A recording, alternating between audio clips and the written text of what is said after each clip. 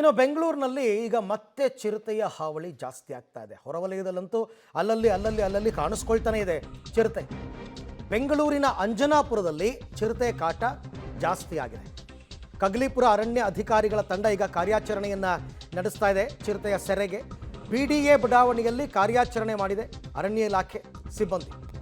ತಡರಾತ್ರಿಯವರೆಗೂ ಕೂಡ ಅಂಜನಾಪುರದಲ್ಲಿ ಕಾರ್ಯಾಚರಣೆಯನ್ನ ಮಾಡಲಾಯಿತು. ಕಳೆದ 2 ವಾರದಲ್ಲಿ 3 ಬಾರಿ ಕಾಣಿಸ್ಕೊಂಡಿದೆ ಚಿರತೆ.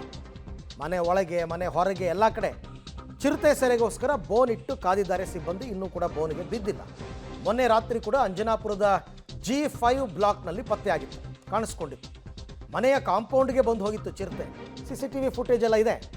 ಪಟಾಕಿ ಸಿಡಿಸಿ ಚಿರತೆಯನ್ನು ಹುಡುಕುವ ಪ್ರಯತ್ನವನ್ನು ಮಾಡಲಾಗ್ತಾ ಇದೆ. ಅಂಜನಾಪುರದಲ್ಲಿ ಕೊನೆಗೆ ನಿಮಗೆ ಕಾಡು ಭಾಗಗಳೇನಿರುತ್ತೆ ಪ್ರದೇಶ, ಆ ಭಾಗದಿಂದ ಬರ್ತೀವಿ ಅಂತ ಸ್ಥಳೀಯರು ಹೇಳ್ತಾ ಇರೋದು. ಅಲ್ಲೆಲ್ಲ ಜನ ಹೆಂಗಾಗ್ಬಿಟ್ಟಿದ್ದಾರೆ ಅಂದರೆ ಮನೆ ಒಳಗೂ ಹೆದರಿಕೆ, ಹೊರಗೆ ಬರೋಕ್ಕೂ ಹೆದರಿಕೆ. ಈಗೇನೋ ಅಲ್ಲಿಗೆ ಈ ಡೆಲಿವರಿ ಬಾಯ್ಗಳು ಹೋಗೋದೇ ಇಲ್ವಂತೆ ಆ ಏರಿಯಾಗೆ. ಹೋದರೂ 3 ಜನ ಒಟ್ಟೊಟ್ಟಿಗೆ ಹೋಗ್ತಾ ಇದ್ದಾರೆ, ಅಷ್ಟು ಪ್ರಾಬ್ಲಮ್ ಆಗಿದೆ.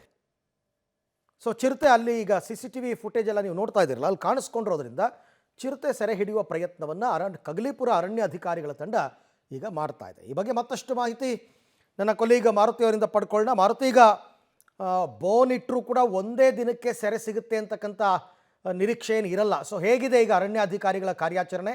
ಸ್ಥಳೀಯರು ಏನು ಹೇಳ್ತಾರೆ?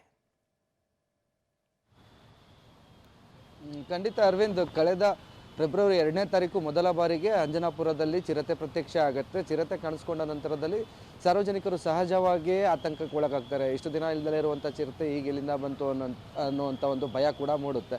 ಆ ನಂತರದಲ್ಲಿ ಎಲ್ಲೋ ಹೋಗಿರ್ಬೋದು, ಅಥವಾ ಅಲ್ಲಿಂದ ಏನೋ ಅಂಜನಾಪುರ ಜಾಗದಿಂದ ಅಲ್ಲಿಂದ ಸರಿಸುಮಾರು 1-1.5 ಕಿಲೋಮೀಟರ್ ದೂರದಲ್ಲಿ 2 ಅರಣ್ಯ ಪ್ರದೇಶಗಳಿವೆ. ಒಂದು 1300 ಎಕರೆ ಗುರು ಪ್ರದೇಶ ಇರುವಂಥ ಅರಣ್ಯ ಪ್ರದೇಶ ಇದೆ, ಇನ್ನೊಂದು ದೇವಿಕ ಅರಣ್ಯ ಪ್ರದೇಶ ಅಂತ 2 ಅರಣ್ಯ ಪ್ರದೇಶಗಳಿವೆ. ಇಲ್ಲಿಂದ ಚಿರತೆ ಬಂದಿರ್ಬೋದು, ಮತ್ತೆ ವಾಪಸ್ ಹೋಗಿದೆ ಅಂತ ಒಂದು ನಿಟ್ಟುಸಿರು ಬಿಟ್ಟಿರ್ತಾರೆ. ಅದು ನಡೆದ ಅಂತ ಕೆಲ ದಿನಗಳಲ್ಲೇ ಮತ್ತೆ ಚಿರತೆ ಕಾಣಿಸ್ಕೊಳ್ಳುತ್ತೆ. ಜನ ಮತ್ತಷ್ಟು ಆತಂಕಗೊಳ್ತಾರೆ. ಆ ನಂತರದಲ್ಲಿ ಮೊನ್ನೆ ರಾತ್ರಿ ಮನೆ ಒಳಭಾಗಕ್ಕೆ ಚಿರತೆ ಬಂದು ಹೋಗಿರೋದು ಅಲ್ಲಿನ ಜನರನ್ನು ನಿದ್ದೆಗೆಡಿಸಿರುವಂಥದ್ದು. ಇದೆಲ್ಲರ ಬೆಳವಣಿಗೆ ನಡುವೆ ಅರಣ್ಯ ಸಿಬ್ಬಂದಿಗಳು ಬೋನಿಟ್ಟು ಆ ಚಿರತೆಯನ್ನು ಹಿಡಿಯುವ ಪ್ರಯತ್ನಗಳನ್ನ ಮಾಡ್ತಾನೆ ಇದ್ರು. ಆದರೂ ಸಹ ಚಿರತೆ ಕಣ್ಣ ಮುಚ್ಚಾಲೆ ಆಟಗಳು, ಅಂದರೆ ಒಂದು ಸ್ಥಳದಿಂದ ಮತ್ತೊಂದು ಸ್ಥಳಕ್ಕೆ, ಒಂದು ಜಾಗದಿಂದ ಮತ್ತೊಂದು ಜಾಗದಲ್ಲಿ, ಇಡೀ ಆ BDA ಬಡಾವಣೆ ಏನಿದೆ ಅಂಜನಾಪುರದಲ್ಲಿ, ಆ ಭಾಗದಲ್ಲಿ ಆಗಾಗ ಕಾಣಿಸ್ಕೊಂಡು ಜನರಲ್ಲಿ ಭಯ ಕೂಡ ಮೂಡಿಸ್ತಿದೆ.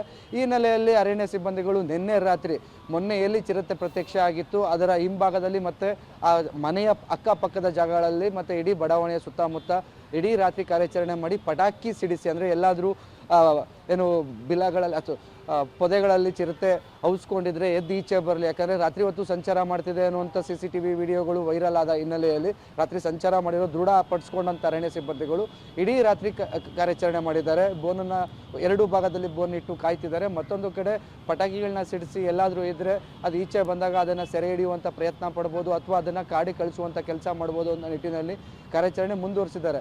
ಆದರೆ ಇನ್ನೂ ಚಿರತೆ ನಿನ್ನೆ ರಾತ್ರಿ ಏನು ಇಡೀ ಕಾರ್ಯಾಚರಣೆಯಲ್ಲಿ ಎಲ್ಲೂ ಪ್ರತ್ಯಕ್ಷ ಆಗಿಲ್ಲ, ಅಥವಾ ಅದರ ಸುಳಿವು ಕೂಡ ಕಾಣಿಸ್ಕೊಳ್ಳಲಿಲ್ಲ. ಇನ್ನೊಂದು ಕಡೆ ಜನ ಕೂಡ ಭಯಗೊಂಡಿದ್ದಾರೆ. ರಾತ್ರಿ ಹೊತ್ತು ಅಂದರೆ ಸಂಜೆ ವೇಳೆ ಯಾರೂ ಕೂಡ ಮನೆಯಿಂದ ಹೊರ ಬರ್ತಿಲ್ಲ. ಒಂಟಿ ಮಹಿಳೆಯರು ಕೂಡ ಅದೇ ಕೆಲಸ ಮುಗಿಸ್ಕೊಂಡು ಮನೆಗೆ ಬರುವಂತಹ ಮಹಿಳೆಯರು ಯಾರನ್ನಾರು ಜೊತೆಲೇ ಕರ್ಕೊಂಡು ಬರ್ತಾರೆ. ಮತ್ತು ಆ ಭಾಗದಲ್ಲಿ ಏನು ಆನ್ಲೈನ್ ಡೆಲಿವರಿ ಹುಡುಗರು ಇರ್ತಾರೆ, ಅವರು ಕೂಡ ಅದೇ ಆನ್ಲೈನ್ ಡೆಲಿವರಿ ಬಂದರೆ ಅದನ್ನು ಕ್ಯಾನ್ಸಲ್ ಮಾಡ್ಕೊತಿದ್ದಾರೆ. ಒಂದು ವೇಳೆ ಕೊಡಲೇಬೇಕಾದಂಥ. ಥ್ಯಾಂಕ್ ಯು ಮಾರುತಿ, ತಮ್ಮ ಎಲ್ಲ ಮಾಹಿತಿಗಾಗಿ ಧನ್ಯವಾದ. ಒಟ್ಟಾರೆ ಇವಾಗ ಚಿರತೆಯ ಸೆರೆಗೆ ಕಾರ್ಯಾಚರಣೆ ನಡೀತಾ ಇದೆ. ಈ ಹಿಂದೆ ಕೂಡ ಮಾಡಿದ್ದಾರೆ ಬೆಂಗಳೂರು ಔಟ್ಸ್ಕಟ್ಸಲ್ಲಿ. ಸೊ ಈಗಲೂ ಕೂಡ ಆ ರೀತಿ ಆಗುತ್ತೆ ಅಂತ. ಬಟ್ ಚಿರತೆ ಸಿಗುತ್ತಾ ಇಲ್ವಾ, ಅದು ಅಲ್ಲೇ ಇರುತ್ತಾ ಗೊತ್ತಿಲ್ಲ, ನೋಡೋಣ ಸದ್ಯಕ್ಕೆ.